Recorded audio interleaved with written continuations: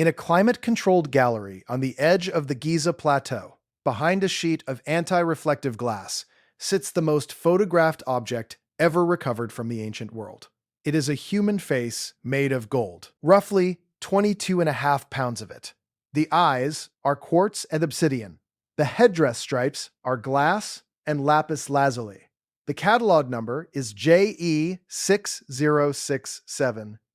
Most people walk right past it, or rather, they stop, raise a phone, photograph the front, and move on. They look at the face. Almost nobody looks at the back. And the back of the mask of Tutankhamun is where the problem begins. Carved into the gold, behind the head, is a royal name. For most of a century, everyone assumed that name had always been his. It hadn't. When conservators and Egyptologists examine the cartouche, the oval ring that encircles a pharaoh's name, under raking light and modern imaging, they found it had been altered, recut, worked over. And beneath the name of the boy king, faint but physical, is the shadow of an earlier name. Not a myth, not a metaphor. A second name physically underneath the first, on the most famous artifact on Earth. And here is the claim this video is going to follow. Clue by clue, all the way down. The act of concealment, hiding on the back of that mask, the habit of sealing one truth beneath a finished golden surface, may be the exact thing modern scanners have now found inside the Great Pyramid. The mask and the pyramid are separated by 1,200 years, but they may be telling the same story. And if that's true, it means our history is missing a chapter. Start with what we actually know. The tomb was found in November 1922 in the Valley of the Kings by Howard Carter after years of digging a barren patch of rubble everyone else had written off. It was small, cramped, almost embarrassingly modest for a pharaoh. The mask itself wasn't lifted until October 1925, when Carter's team finally reached the innermost coffin and the mummy inside it. The gold had fused to the body. The embalming resins had hardened like rock. To get the mask off, the team effectively took the mummy apart. We know this for certain because in 2005, a CT scanner ran more than 1,700. So, from the very beginning, the mask was treated as a prize, not as evidence. It was beauty first, bullion second, a puzzle a distant third. For decades, scholars looked at it the way tourists still do, front on, dazzled, and curious. They cataloged it, they insured it, they sent it on world tours. What they mostly didn't do was interrogate it. And an object only that changed slowly and then all at once. Before we go further, if you find yourself leaning in, if you want the rest of this investigation followed all the way to the sealed chamber at the end, take 1 second and subscribe. This channel exists to chase exactly these threads: the artifacts that don't fit, the rooms nobody opened, the evidence that got quietly filed away. Subscribe, and let's keep going. Because the next part is where the mask stops being jewelry and starts being a document. In 2014, the mask suffered an accident. During cleaning, the long braided beard on its chin was knocked loose. Museum staff, under pressure, reattached it fast, with epoxy, a hard modern glue, smeared visibly at the join.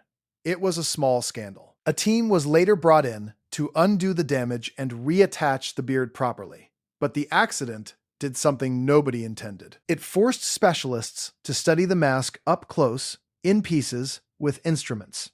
And the closer they looked, the stranger it got. They noticed the gold was not uniform. The face is one alloy. The headdress and the broad shoulders are immeasurably different alloy. A different color of gold, a different recipe. As if the face and the rest were not made at the same time, in the same batch, for the same purpose. They noticed the ears. Each earlobe is pierced, a clean hole of the kind used to hang an earring. In Egyptian art, adult kings are essentially never shown wearing earrings. Children were, women were. A reigning male pharaoh was not. So why does the most royal object in Egypt have pierced ears, later filled and disguised with gold foil? And then there is the cartouche, the name on the back. This is the first clue. and it's the one that cracks everything else open. The British Egyptologist Nicholas Reeves examined the inscription and concluded that the cartouche reading Neb-Keperur, Tutankhamun's throne name, had been recut over an earlier one. Beneath the later signs, he argued, were the traces of a different prenomen, Ankh-Keperur. And Ankh-Keperur was the throne name used by a female co-regent who ruled in the strange final years of the Amarna period, a figure most of the public knows by another name, Nefertiti. The mainstream interpretation is almost gentle. Tutankhamun died young, and suddenly, around the age of 18 or 19, with no tomb of his own ready. Egypt improvised. Workshops grabbed funerary equipment that had been prepared for someone else and relabeled it. Recycling, born of panic. Tidy, reasonable, probably partly, but that explanation has a problem. Because the recycling isn't limited to one object. A close study of the burial goods suggested that a large share of the treasures in that tomb, by some estimates a quarter of them, were originally made for other people, then reinscribed for the boy. The shrines, the coffins, the bands, the mask. This wasn't a single rushed substitution. This was a civilization at the height of its wealth, systematically taking finished sacred objects and writing a new identity onto the surface, leaving the old one sealed underneath. They did it carefully enough that it held for 33 centuries. It took a modern lab to see through it. So hold that idea. The Egyptians were experts at concealment by overwriting. They could make an object's outer face say one thing while its body said another. Remember that, because we are going to need it. Now, turn the mask over fully and read what else is written there. The back and shoulders carry a funerary spell, text from the body of writings we call the Book of the Dead. For decades, scholars dismissed it as symbolic, poetry for the dead. Pretty words. And on the surface, that's what it sounds like. But the Egyptian funerary corpus is not vague when you read it as instructions. It addresses the deceased's face and limbs one by one and assigns each to a divine counterpart. The eyes are paired with the two great barks that cross the sky, one for the day, one for the night.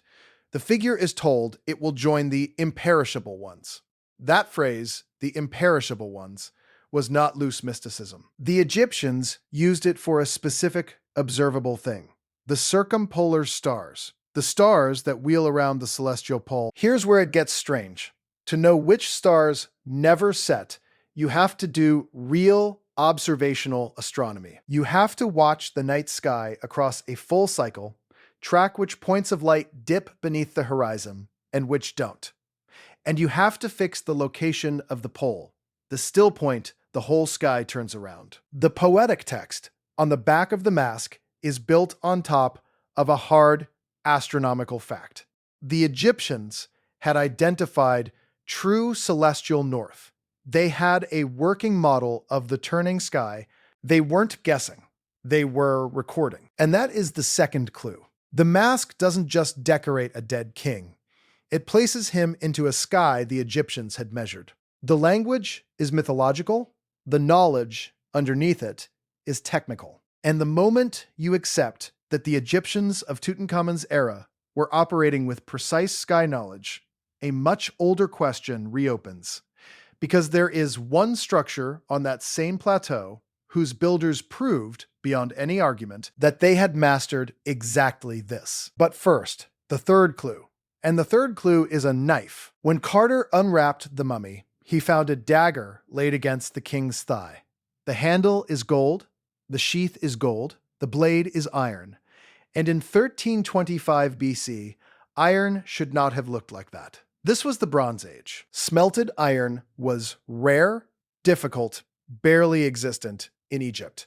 Yet the blade had not rusted, had not degraded, and was worked to a quality that didn't fit the period at all. For a long time, it was treated as a curiosity. Then, modern science found something that changed everything. In 2016, researchers aimed a portable X-ray fluorescence scanner at the blade. No cutting, no sampling, just reading the metal's chemical signature. The result? The iron contained around 11% nickel, plus a trace of cobalt, in a ratio that simply does not occur in iron smelted from terrestrial ore. It does occur in one specific, and the Egyptians, it turns out, had a word for that. Their term for iron translates almost exactly as iron of the sky, metal of heaven. For years, that was filed as charming folklore, a primitive culture calling a strange metal heavenly because they didn't understand it. The 2016 scan flipped that completely. They weren't being poetic, they were being accurate. They had iron that came from the sky, and they named it precisely what it was. Not a myth, not a metaphor. A technical description mistaken for superstition for over 100 years. So look at what the mask, read forensically, has now given us. 1. A civilization that systematically sealed earlier truths beneath finished golden surfaces, skilled enough to fool the world for 33 centuries. 2. A precise, working knowledge of the turning sky and of true celestial north, hidden inside language we dismissed as religious decoration. 3. Proof that when these people described something as coming from the sky, they sometimes meant it literally. And we were the ones who failed. 3 clues. Now point all 3 at the pyramid. The Great Pyramid of Giza was already ancient when Tutankhamun was born. That sentence is easy to read past, so sit with it. The pyramid was built around 2560 BC. Tutankhamun was buried around 1323 BC. The gap between them is roughly 1,200 years, longer than the gap between us and the early medieval world. The boy in the gold mask looked at the Great Pyramid the way we look at a structure from the age of Charlemagne. It was inherited. It was already, and that pyramid does something that should not have been possible for its era. Its base is aligned to true north, not magnetic north, true north, the astronomical pole, with an error of only about 3 to 4 arc minutes. That is roughly 1/15 of a single degree. A modern surveyor with modern instruments would be satisfied with that. The builders achieved it 45 centuries ago, and to do it, they had to find the exact still point of the night sky. The pyramid and the mask are not random neighbors. They are 2 artifacts of the same unbroken obsession, fixing a human destiny against a precisely measured sky. Now, the reveal this whole investigation has been walking toward. For most of the modern era, everyone assumed the inside of the Great Pyramid was fully known. 3 chambers, a handful of corridors, a grand sloping gallery. Mapped, measured, finished. Then modern science found something that changed everything. And it used the same core trick we used to read the mask. Scan the object without cutting it open. The technique is muon tomography. Muons are particles created when cosmic rays strike the upper atmosphere. They rain down constantly and pass through solid stone, but they're absorbed at different rates by rock versus empty air. Place sensitive detectors inside and around a structure, count the muons, and you can map its hidden density. You can see the voids. It is, functionally, an X-ray of a mountain of limestone. In 2017, an international team published their result in the journal Nature. Inside the Great Pyramid, directly above the Grand Gallery, they had detected a previously unknown space. Not a crack, not a gap in the mortar. A void with a cross-section comparable to the Grand Gallery itself, and a minimum length of around 30 meters.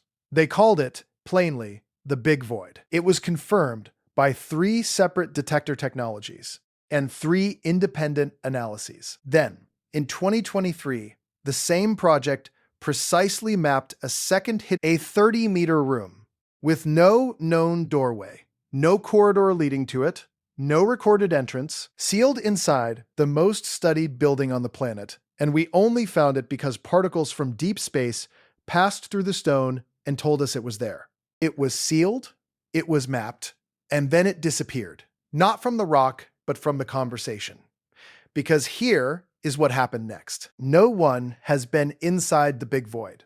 No excavation has cut to it. Egyptian authorities have been firm that the pyramid structure must not be drilled or breached, and that position is, on its own terms, completely defensible. You do not punch holes in the Great Pyramid on a hunch. But the consequence is that the most significant interior discovery in that monument since the 19th century has been left exactly where it was found. Detected, named, published, and then functionally set aside. This is not the first time. Think back to Tutankhamun's own tomb. In 2015, Nicholas Reeves, the same researcher who read the second name beneath the mask's cartouche, argued that the tomb's painted walls concealed sealed doorways, and that more rooms lay behind them. A radar survey was run. One specialist reported strong anomalies, readings consistent with empty space and unknown material behind the plaster.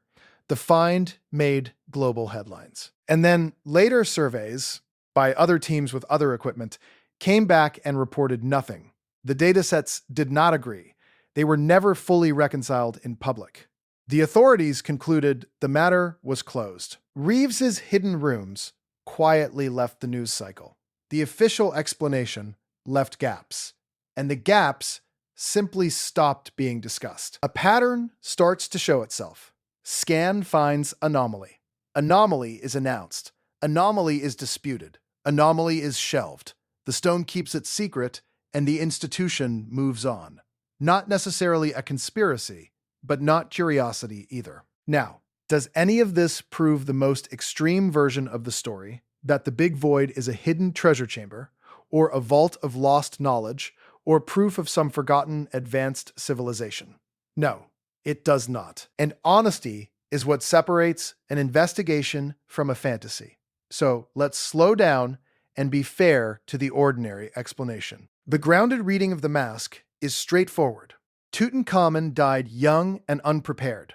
Egypt repurposed elite funerary goods because that was faster than starting over. The grounded reading of the Big Void is equally reasonable. Above the king's chamber, the pyramid's builders constructed a series of relieving spaces, gaps designed to redistribute the colossal weight of the stone above, so the ceiling below would not be crushed. The Big Void may simply be another structural feature of that kind, an architectural necessity, an empty space that was never meant to be entered because it was never meant to be a room at all. Brilliant engineering. Not a secret. But notice something. Even the most cautious, most skeptical, most deflationary version of this still leaves you with extraordinary facts. It still means a 30-meter space sat undetected inside the most examined structure on Earth until cosmic particles revealed it.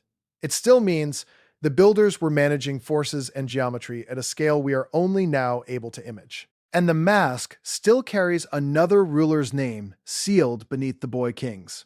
The skeptic's answer doesn't make any of this ordinary. It just trades a thrilling mystery for a sobering one. How much of the ancient world have we genuinely failed to see simply because we never had the instruments to look? And that is the real shocking truth the rescanned mask points to. Not aliens, not magic. Something quieter and harder to dismiss. The mask proves, beyond argument, that the Egyptians sealed earlier realities beneath finished surfaces, deliberately, skillfully, and well enough to deceive the entire modern world for a century. They overwrote the cartouche. They disguised the earholes. They blended two golds into one face. They made an object whose outer skin lied about its own body. So when a scanner finds a sealed, doorless, unexplained void inside the Great Pyramid, the mask is telling us how to read it. Not as an accident, not as a meaningless gap, as exactly the kind of thing this civilization knew how to make, a finished surface with something held inside it, waiting. The mask is the key. The pyramid is the locked door. And we are standing in front of, if the inheritance runs as deep as the clues suggest, a chain of precise sky knowledge, sealed objects, and recycled sacred things stretching from the pyramid builders down through 12 centuries to the boy in the gold mask. Then we are not looking at one mystery. We are looking at a transmission. A body of knowledge passed down, partly understood, repeatedly resealed. And our history, the version in the textbooks, has no real chapter for how that knowledge moved, what it contained, or what was deliberately closed away before the door shut for the last time. Which leaves one question. If the Egyptians went to such lengths to seal a second name beneath the most sacred face they ever made, what exactly were they expecting someone, someday, to find? The mask is still there.